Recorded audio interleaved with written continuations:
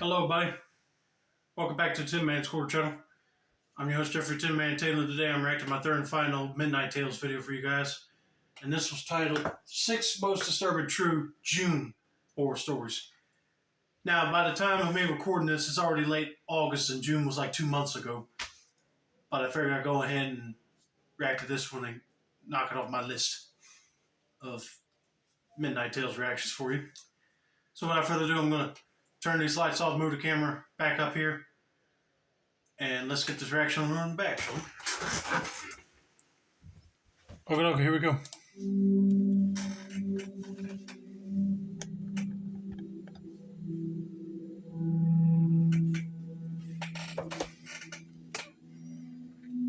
This happened back in the summer of 2017.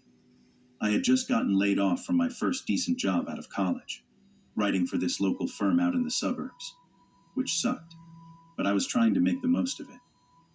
I live in a mid-sized city by one of the Great Lakes, just a few blocks from the shoreline. My girlfriend Julia and I share a small one-bedroom apartment with our two ridiculous cats who think they own the place. We don't make a lot, but between her gig at a local chocolate shop and me doing food deliveries, we manage to get by and still treat ourselves every now and then. Anyway, on one of those days after losing the job, I drove out to this little circular parking spot by the lake to chill, clear my head, and pretend to be productive by half watching the Comey hearings on my phone while occasionally scrolling through job listings. Hey, sometimes when you either quit or get fired from a certain job that you're already working at, it'll be hard to try to locate another job in the same field. But you never know when the specific job you're looking for will pop up in ads and listings. But sometimes you just got to be patient, or you just have to take another job in a different type of workplace, like working at a grocery store or stocking shelves at like Walmart or Target, just so you can get by and make a little money before the job you're looking for pops up. But anyway, let's get back to this story and see what happens next. I was just about to head home when I noticed this sky blue Hyundai pull into the lot. At first, I didn't think much of it, but then I caught the driver, some middle-aged dude, just staring at me. Like, not just a glance, but dead-on eye contact that didn't break even when I looked back. A little creepy, but I figured, whatever. Maybe I just caught him in a weird moment. But as I drove off and started heading back, I realized he had pulled out of the lot too and was following me. At first, I tried to play it off like it had to be a coincidence. But then I took a few weird side streets, like intentionally weird. And every single time I looked in my mirror, there he was, still behind me. Not close enough to tailgate, but definitely keeping pace. Now I'm not exactly built like The Rock, and while I can hold my own, I'm not trying to get into a situation that could go south. No, you definitely don't want to pull over and try to confront some dude that was trying to follow you, because you never know, they got a weapon or they know how to beat somebody down to the ground. No questions asked. Just keep going and turn on as many side streets as you can. It's sort of sketchy that the guy that you see at the park is following you. So I decided to pull into a gas station. I figured, if he followed me in there, then I'd know for sure it wasn't in my head. Sure enough, he did. Parked at the pump right next to mine. I cracked my window just enough and shouted, "Hey man, you need something? You've been behind me for like 20 minutes. He gave me this look. His face was sunken, tired looking, almost like someone who hadn't slept in days. And he just said, "No, you're not her." Then he floored it out of there, tires screeching. I was stunned, confused, angry even. I ended up calling the non-emergency police line, and they had me meet with a park officer back where it all started. While I was waiting in the lot, flipping through my phone, guess who rolled through again? That same Hyundai. Did a slow circle and pulled out. That was enough for me. I pointed him out the second the officer arrived. They actually managed to stop him and talk. After about 10 minutes, the officer comes back and tells me the guy claimed I was acting suspicious, like he thought I was a threat or something. Honestly, it was laughable. The officer told me they were familiar with the guy, though he didn't go into detail. All I know is the guy was apparently shaking and wanted to apologize by the time the cop walked him home. He got officially banned from the park. Julia and I thought that would be the end of it. Around 2 a.m., we were out on our balcony, 3rd floor, just relaxing with a couple of beers and cigarettes. Then I noticed this car parked down the street, engine still running. I couldn't be 100% sure, but I swore it looked like the same Hyundai from earlier. Julia had already heard the story, so when I gestured subtly toward the car, she caught on immediately. I checked the partial plate I'd saved in my notes, and sure enough, matched up. I called the cops again. As I was on the phone with dispatch, the car slowly drove away. A couple units came by shortly after, but they couldn't find him. Nothing happened that night, but every door and window in that apartment got checked at least 3 times before bed. Weeks passed, and honestly, we kind of moved on. Until one random night, Julia and I ran to the corner gas station for some snacks and drinks.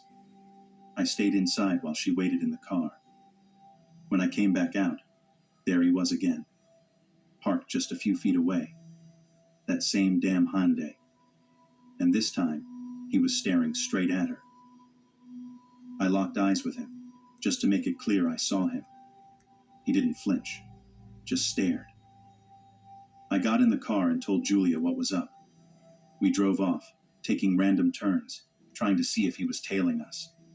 We called the police again, but once more they weren't able to track him down. Later we found out from the rangers that this guy had a habit of following women around the park, especially the ones with headphones on, jogging or walking alone. Apparently my girlfriend fit his type. I was just about to say, what in the world does this guy want? Because I thought that one encounter with the park ranger would have shooken him up to where he wouldn't bother him no more. But nope, he's still stuck on looking for that guy's girlfriend. I mean, you got a good description of the guy's vehicle and what he looks like. I mean, the cops should have been able to find him and tell him, you either stop harassing them or you're going to jail. Which one do you want? And see if that'll shake him up or anything. Jeez Louise. He should come to his senses and know that she is with another man and needs to leave them alone before things escalate further. The incident with me had been the final straw, and that's why they banned him for good. Looking back, we figure he must have seen Julia in my car at some point, thought she was someone else, and then started following me thinking I was her. It's the only thing that really makes sense. Police said to call if we ever saw him again. Thankfully, we haven't. I mean, if it was me, if I kept seeing him, I'm definitely calling and post trespassing charges on him, because that's just wrong. That guy just picks random women that like to wear headphones while they're jogging and just follow them to see where they live and what type of vehicle they ride in. But like you said, he must have seen his girlfriend in that car and he started following him. But that won't fly with me at all.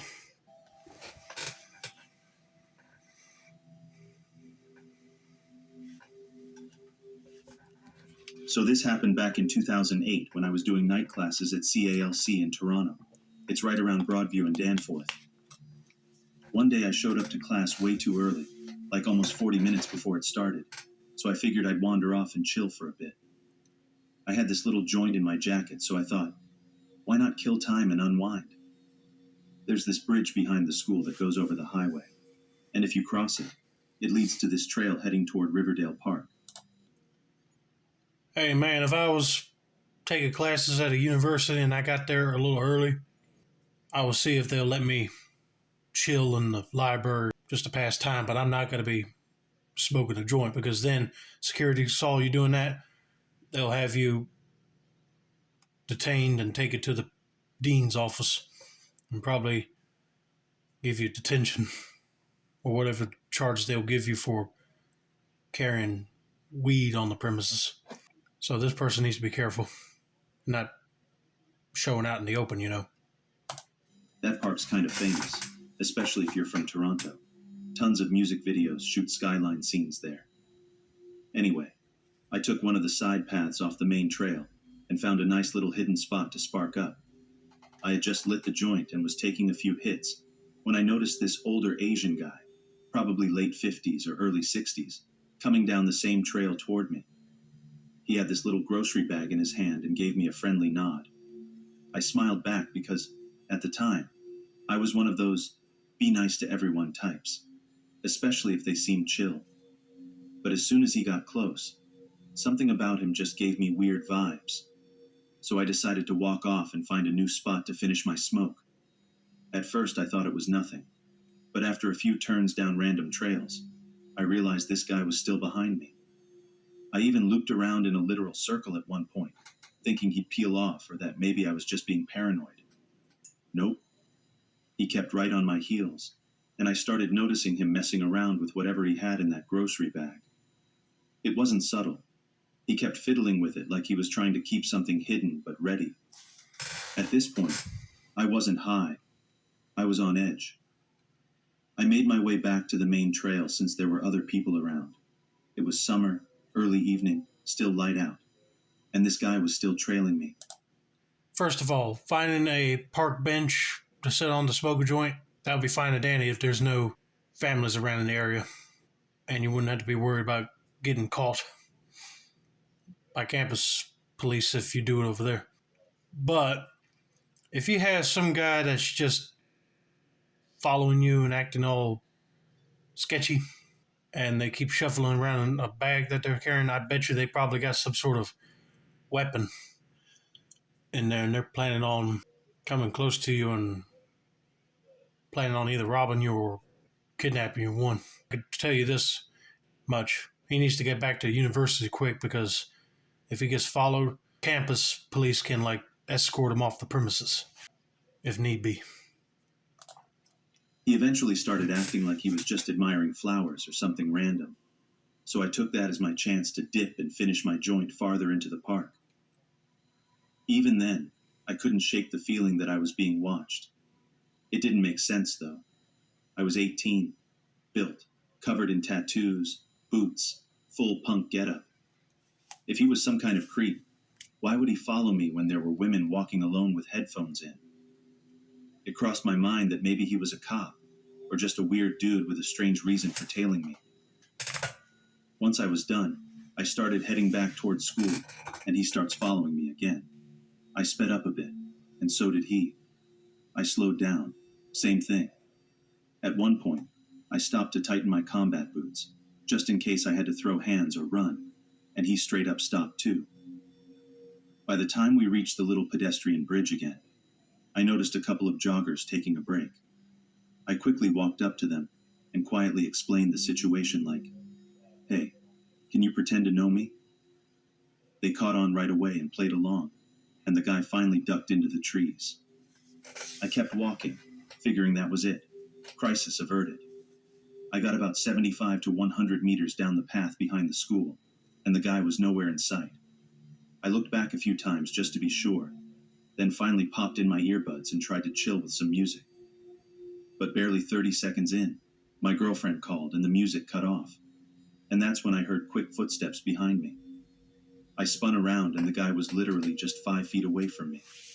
He'd somehow caught up that fast and was completely silent about it. I bolted up the stairs to where one of my classmates, Warren, was standing. I tossed off my bag and jacket, ready for a fight if it came to that. The guy walked past us slowly, heading toward the Danforth, never taking his eyes off me. Then, out of nowhere, he circled back and stopped just a few feet away, looking straight at me. That smile he gave me, I still feel sick thinking about it. It wasn't friendly. It was like he was silently telling me, "You got lucky." He still had that damn grocery bag and was gripping something inside it. A few seconds later, he turned and disappeared behind the school. I told the school staff about everything, just in case this dude started creeping around other students. My mom, trying to make me feel better in the only way she knew how, cracked a dark joke about how Jeffrey Dahmer also had a thing for young, fit guys. That night I didn't see him again, and for a while, it seemed like that was the end of it. But about 2 weeks later, I'm reading the paper and guess who shows up in the crime section? That same guy. He'd been arrested for, and I'm not joking, masturbating on the subway while holding a woman at knife point. And get this, he was wearing the exact same shirt in his mugshot as he was when he was following me. Oh, heck no. That is just gross. That guy is not only a mental nutcase and insane, but he's just sick. Cannot believe that he pulled a woman at knife point and just jerk his junk out in the view of the public. Oh man, that's gross. I'm glad somebody had him arrested. Man, that's just disgusting.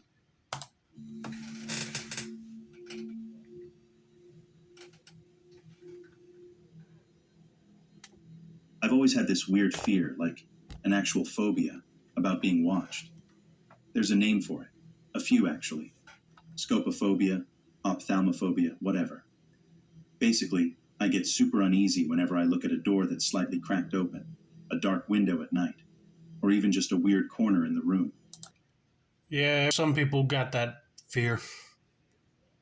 Because if you remember a door or a window that's cracked open and you don't remember leaving it open, then your senses will tell you to check it, but be caution. Because you never know if anyone or anything just decided to hide in there in a specific area of your house or apartment. But in most scenarios, it's mostly nothing. And you get over it just like that. My mind instantly goes to imagining someone, just a face, quietly staring back at me. I don't know why I do it, but my brain fills in the blanks with the creepiest possible scenario. And well, now I kind of know where it all came from. Anyway, back in the summer of 2016, I was living in this small but cozy apartment with my mom. It wasn't anything fancy, just a one-floor place, no attic or basement. But my bedroom had this tiny crawl space in the closet. Like one of those weird little doors in the floor you don't think twice about unless you're watching a horror movie. I never opened it. Ever. Most people might have gotten curious, but I was like, nope. There's definitely either something dead or something waiting down there, and I wasn't about to find out which. At first, everything was fine. We were just living life, totally normal stuff. Then, maybe a month or two in, I started hearing noises at night. Nothing too crazy, just the occasional scratching or bumping behind the walls. My mom just laughed it off and said it was probably rats. And honestly, I kind of agreed. As long as they stayed inside the walls and didn't come into my room, I figured we could coexist. No, if I heard rats crawling in the walls, I'm getting an exterminator to come out and get rid of them pests. Because, you know, rats will start chewing on electrical wire, eat right through your furniture or stuff that you have in your attic or just books, paper stuff. It becomes a nightmare then. Eventually, those sounds just became background noise, like the creaks of an old house. I even found them kind of comforting. That is, until one night when I woke up around 3 a.m. to this soft rolling sound. It was super faint, but it sounded exactly like the closet door sliding open, like the one in my room. I squinted in the dark, but I couldn't really make out anything. Maybe I saw movement. Maybe I didn't. I tried to tell myself I was just being paranoid. But then I turned on my lamp. I honestly still get chills thinking about that moment. I thought I'd see some coats or maybe a shoe I forgot I had. But what I saw, it was a human eye. No, not just the eye. It was half of a man's face, barely peeking out through the tiny crack in the closet door. And he wasn't scared. He didn't flinch. He was just watching me, dead still, like he was studying my every move. I froze. I couldn't scream, couldn't even think straight. My body just locked up. I think I started crying without even realizing it. And I tried to say something, maybe ask what he wanted, but the words didn't come out right. Then he opened the door a little wider, and I saw all of him. I won't even describe what he looked like because I've spent years trying to forget his face. And honestly, I don't want to give it life again by writing it out. But then he said, "Shh." That was it. That single whisper made it real. I couldn't pretend I was dreaming anymore. I scrambled out of bed and ran, straight down the hall and into my mom's room. I couldn't even explain right away. I was just sobbing and shaking. She was half asleep but called the cops anyway. By the time they showed up, he was gone, just vanished. But the crawl space in my closet, still open. The cops checked it out and said it looked like someone had been living in there. I didn't go anywhere near it, but they told us there were tally marks scratched into the walls inside. They didn't say how many. I didn't ask. I didn't want to know if he was counting days or me. All I knew was we needed to get the hell out of that apartment, and fast. They never officially caught him. There was some homeless guy they picked up later who kind of matched the description, but he wasn't talking, and I don't think the cops really pushed the issue. They seemed to think he'd just heard my name through the walls or something, like that explained everything. But that guy, the one in my closet, he said my name like he knew me, like we were old friends. I'll never forget that. Since then, I still see his face sometimes. Not the full thing, just flashes. The eye, the mouth, the lips as they shushed me. It's distorted now, kind of blurred in my mind, but the feeling is the same. He's the reason I can't walk past a half-open door without feeling sick. And yeah, turns out, we didn't have rats after all. Yeah, I was about to say that too. It wasn't rats, it was an actual person hiding in the crawl space of that apartment. That is creepy. Before the landlord rents out any apartment complex, they should have checked everything out before they let somebody live in there, just to make sure nobody broke in and either stole some things or broke something. But nope, that guy was able to sneak on in there and hide until it was the perfect time for him to show himself. But that's just creepy to watch somebody sleep without blinking. And then if I heard that person go, shh, I'm doing the same thing that guy did. Get up out of bed and run. You never know where that guy went to. But I know he's not going back to that hiding spot no more, because he might get caught again if he hid there when another family shows up.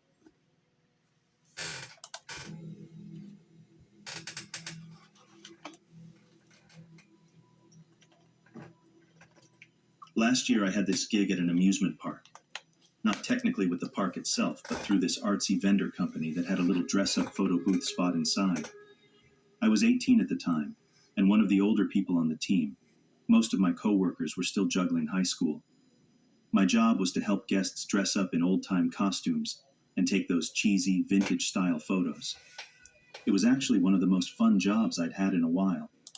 You know, every time me and my folks went to like Pigeon Forge or Gatlinburg, there's always a photo gallery place set up in both of them towns that have people go in and dress up like Western outlaws or sheriffs, marshals, just for an old-timey photo. And we never did one of those, but I doubt if they got any clothes that would fit me just to take a photo. That would be a good experience. But anyway, let's get back into this story and see where it goes from here. We kicked off in the spring, and once summer started rolling in, I was working full-time hours during the week, while most of the crew only came in on weekends. The weekdays were super quiet, though. Just me in the booth all day. Sometimes I'd walk over to a co-worker's kiosk across the path, just to have someone to talk to for a few minutes. That's when I first noticed this one guy. He'd pass by slowly, like really slowly, just staring right at me the whole time. At first I figured he might be nervous or awkward, and just didn't know how to ask about the pictures. But there was something about the way he looked at me that made me uneasy. Still, I shrugged it off. I mean, I was working in a public place, and he hadn't done anything technically wrong. One day, I made the mistake of smiling and waving at him. thinking maybe it would break the ice. Bad call. He practically rushed over and just stood in front of me staring. Finally, he asked about prices. I gave him the usual rundown, keeping things professional. But as I finished, he gave me the creepiest smile. Like not just awkward or weird, but skin crawling, unsettling. Then he leaned in, way too close, and asked how much it would be for him, like the normal prices didn't apply to him somehow. Okay, first of all, I would be like her. I wouldn't think a guy just wandering around looking towards your direction is harmless unless he stared back at you with a creepy grin and he decides to run up to you and attack you for no reason. But to think that he had the nerve to say, "What is the price that you will give me?" after she just gave him the whole rundown of each photo listed price is really weird. It's almost like he has special privileges and he don't want to pay the full price. That ain't how it works, dude. I clarified that discounts were only for employees, but he didn't push it. He just kind of slinked off. A family had come over by then, so I ushered them in, grateful for the distraction. While I was wrapping up with them, I saw him again. He was standing right outside the little chain fence that bordered the shop, watching everything. When the family left, he tried to follow them into the shop, and I had to block him, saying we only let in paying customers. He looked annoyed, but eventually walked away. I thought maybe that would be the end of it, but I was so wrong. As the day wound down, I had to stand outside again, park policy, and I saw him across the way, hiding behind a game booth and peeking around to watch me. He did that every day for the rest of the week, just lurking and staring. I tried to act like I didn't see him, but that just seemed to bother him more. Then Friday came. The park had just opened, and I was outside setting up props when I noticed him walking straight toward me. My stomach flipped. I dropped everything and darted into the booth, latching the chain shut. He stood outside pacing, muttering to himself, and throwing me these manic glances. I was on the verge of grabbing the phone to call security when he suddenly lunged forward, grabbing the chain like he was going to rip it off. His eyes were wide. That same gross smile was back, and he started whispering the most disturbing stuff. I mean, it was sexual and violent and absolutely deranged. He said he loved me and wanted me to dress him up and humiliate him in front of everyone. I was frozen in the back of the shop, trying to keep calm, but I finally shouted at him to leave, or I was calling security. That's when he said something that'll probably haunt me forever. Meet me at the employee exit when you're off, or else. And then he just walked away. I broke down after that, full on sobbing. I'd never been that scared in my life. Oh, hey, no.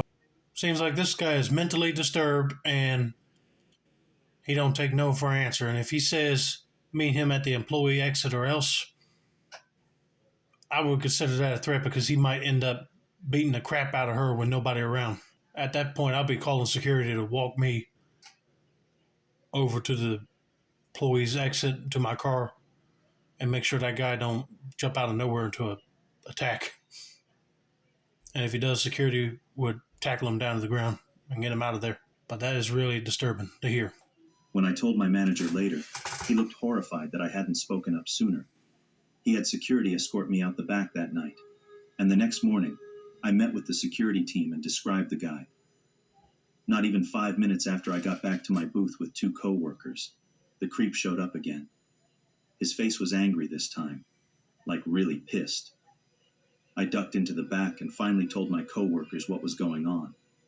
They stuck with me the whole shift and wouldn't let me be alone, even after their hours were up. Security upped their game after that. First, they had uniformed guards nearby, but he kept vanishing whenever they showed. So they switched tactics and had a plainclothes officer pose as a customer across from my booth. I felt like bait, but I didn't even care. I just wanted him gone. And finally, it worked.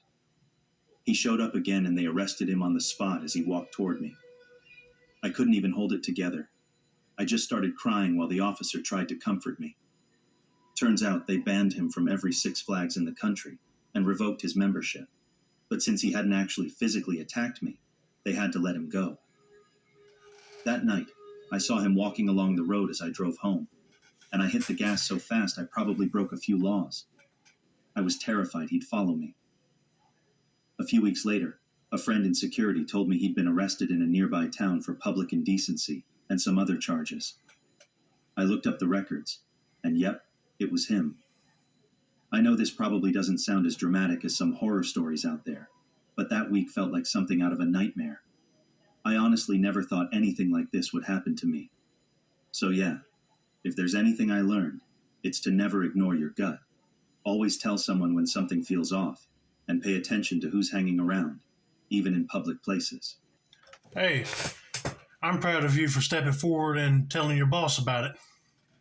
Because then he was able to get the security guys to walk with her to her car, and she was able to describe what he looked like, so they were able to stand guard until he showed up again and grab him. And I was glad to hear that they banned him from all the Six Flags locations, but I'm glad he did get arrested in another public place for public indecency. Let me guess, he probably stripped down naked and started flashing himself, or did some silly, stupid thing like verbally shouting out in public or something. You never know. I don't want to know either. I'm just glad that he's put away for doing something like that.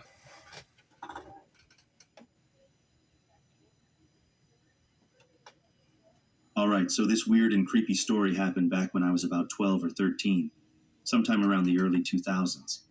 I was with my Boy Scout troop on one of our usual weekend camping trips, and this time we were out near Clinton Lake in Kansas. I'd been on a bunch of campouts before, but this was the last one I clearly remember going on before my family moved to a different state.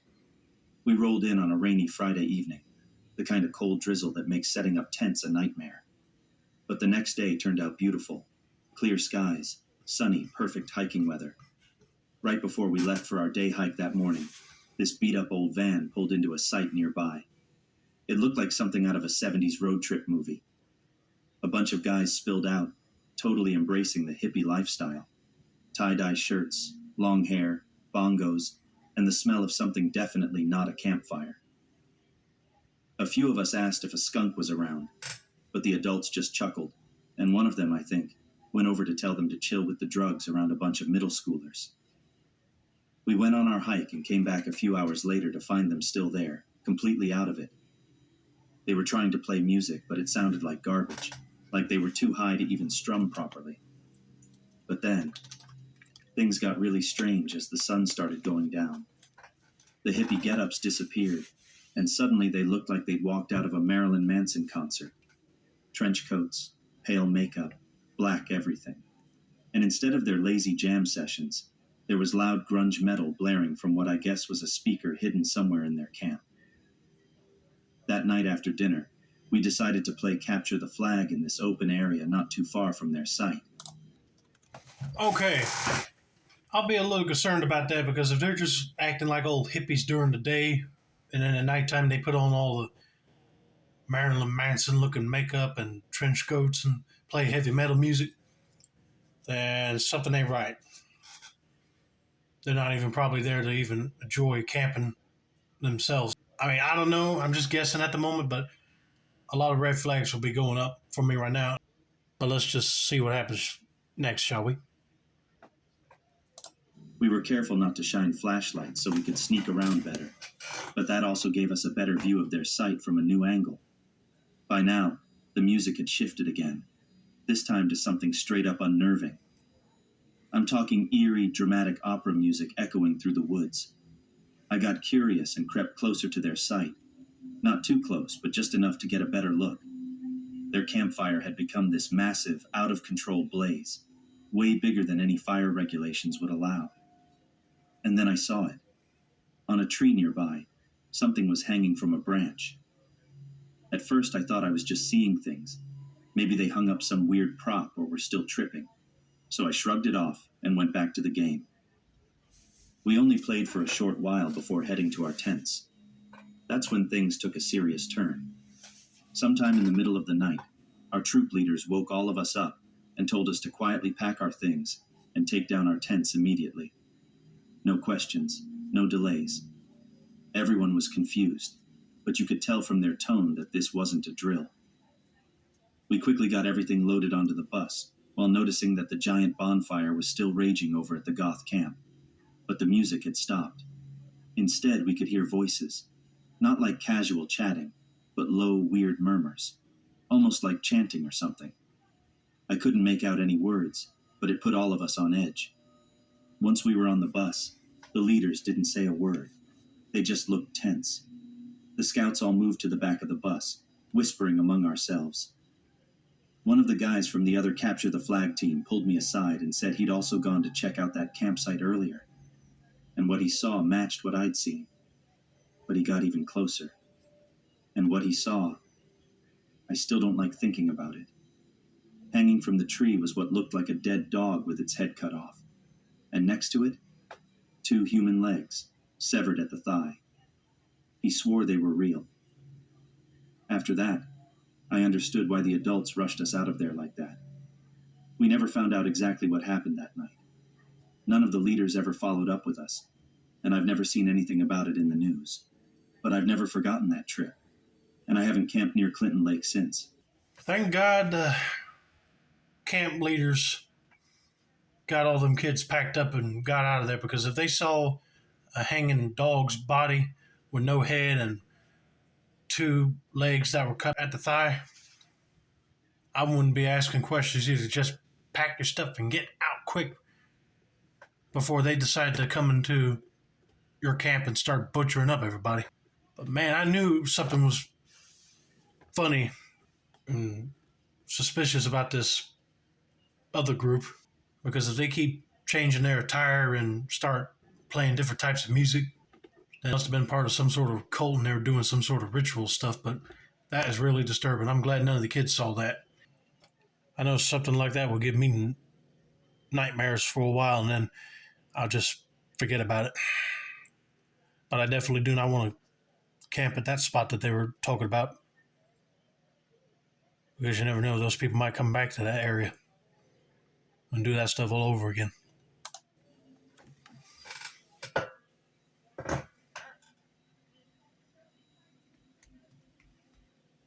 It was the summer after 5th grade, somewhere around late June. My mom, grandma, and I had spent the morning hitting up garage sales in a nearby town. Kind of a weekend ritual we did whenever the weather was nice. Most of the sales we stopped at were pretty typical, with old kitchen stuff, worn-out books, and the occasional lucky find. By the end of the day, we ended up in this quiet residential area on the edge of town, the kind with freshly mowed lawns, copy-paste houses, and mostly older folks living there. My mom and grandma were chatting with one of the sellers down the street, so I walked a little ahead to check out another house that looked like it had a sale going on. The garage door was up, and a few folding tables were laid out with random household items. There wasn't a sign or balloons or anything flashy, but a man was sitting at the back of the garage in a lawn chair, so I figured it was open to the public. I walked in cautiously, just browsing. The stuff looked like leftovers from someone cleaning out a spare bedroom. An old toaster, a couple of throw blankets, and racks of large women's clothes. Nothing that really screamed kid-friendly, and oddly, no signs that a man lived there at all. Still, I figured maybe he was just helping someone else run the sale. The guy watching over the place looked to be in his early 40s. He had a bit of an unsettling presence, thinning hair around the edges of his head, a thick mustache, and those short jean shorts that haven't been in style since the 90s. He wore a faded t-shirt with a wolf on it, and kept shifting around in his chair, crossing and uncrossing his legs like he was bored or anxious. He didn't say anything at first, just kept smiling a little too long while I browsed. One of the tables had a huge bin of old dolls, mostly Barbies, completely unclothed. I got curious and crouched down to look through them, but almost instantly I regretted it. The doll's hair was stiff, sticky, and had a weird residue on it, like someone had dumped craft glue all over them. And the smell? It hit me like a wall. It was sour and musty, like something had gone bad and never got cleaned up. It honestly made me feel kind of nauseous. While I was still near the bin, the guy finally spoke up. He asked how old I was and where I went to school. Then he asked if I liked Barbies, which felt strange given the condition they were in. I mumbled something about just looking, trying to be polite, and started inching toward the exit. That's when he started talking about his dog, a Cocker Spaniel, I think. And right on cue, the dog began scratching at the inside garage door. He let the dog out, but the weirdest part was that the moment it saw him, it growled, full-on growled, like it was scared or angry. Then it bolted around the house and disappeared into the backyard. I remember thinking that if a dog acts like that toward its own owner, something's not right. I decided I'd had enough and told the guy I was heading out. He sounded a little disappointed when he said, "Oh, already?" But I just gave a quick wave and walked away without looking back. I caught up with my mom and grandma a couple houses down and didn't say much about what had just happened. I just told them the place had junky stuff they wouldn't care about. For a while, I honestly thought I was just being overly sensitive or letting my imagination get the best of me. But about a week later, we were watching the evening news, and a story came on that made my stomach twist. Police had arrested a man for breaking into a woman's house, dressing up in her clothes, and harming someone in the household. The shocking part? He had apparently held a garage sale at the victim's house while all of this was going on. And guess where it happened? That same quiet neighborhood we'd visited. I can't say for sure if it was the same house. Maybe it wasn't. But to this day, I remember the weird smile, the dog's reaction, and the way those Barbies smelled like something truly wrong had happened there. Yep, I knew it wasn't the real owner of that house because no dog would run away from its owner.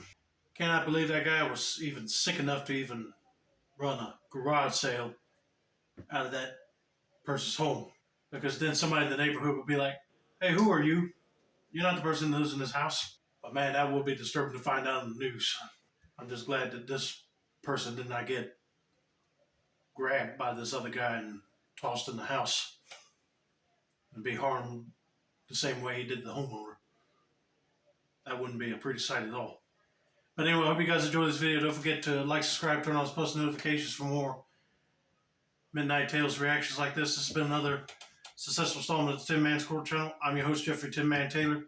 I said that's a wrap, and have a nice day.